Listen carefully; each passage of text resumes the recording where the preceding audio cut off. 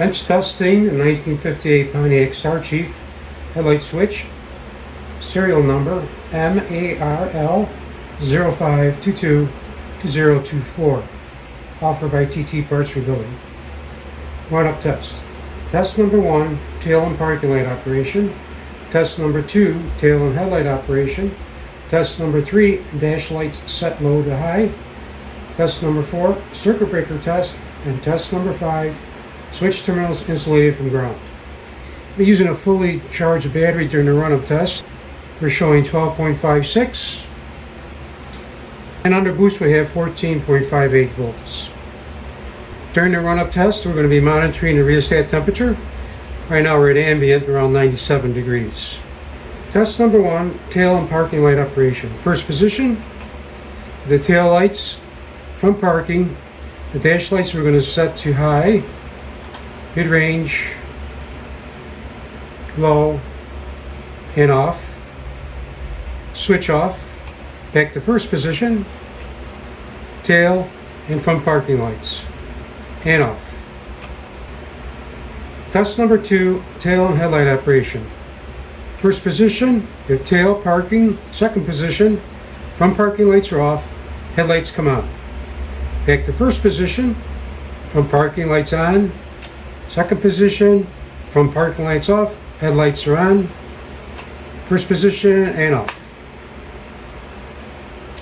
Test number 3, dash lights set low to high. First position, you rotate the rheostat from the dash light from the off position.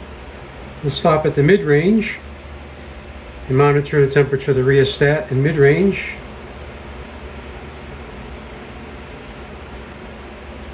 Still showing ambient, a little increase, 97.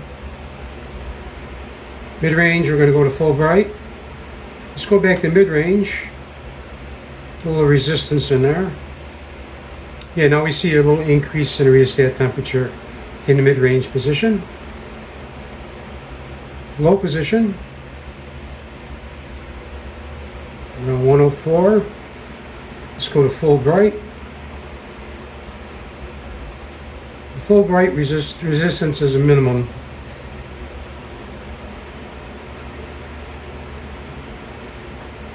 Rate 106, back to mid-range, resistance,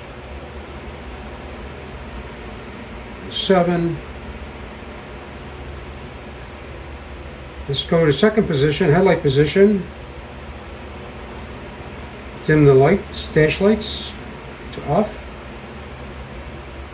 This would be full resistance, right about 110 degrees Fahrenheit. Let's go to mid-range.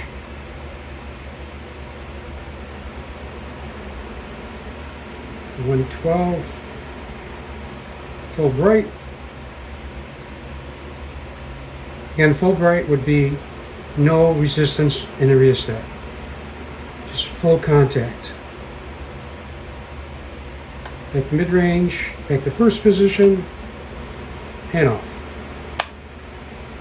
Test number 4, circuit breaker test. First position, Velcro around the headlight switches had an onboard circuit breaker. It's a bimetallic contact arm. It connects the battery to the switch. In the event of a short in the system, the bimetallic arm would overheat and break the connection between the battery and the switch, protecting the wiring and the switch. Opening the contact arm, we see the connection from the battery to the switch. The headlight circuit is open. The feature is also available in second position with the headlights on.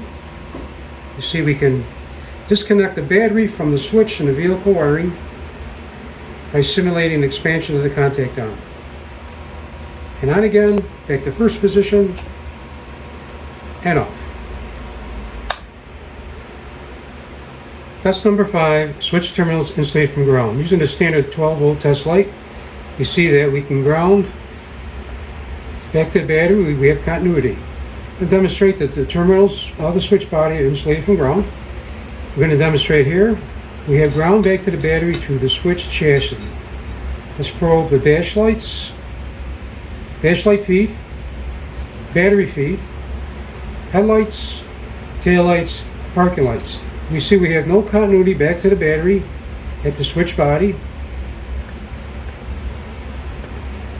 Pontiac arm. Only at the switch chassis do we have ground back to the battery. This demonstrates that the switch terminals are insulated from ground.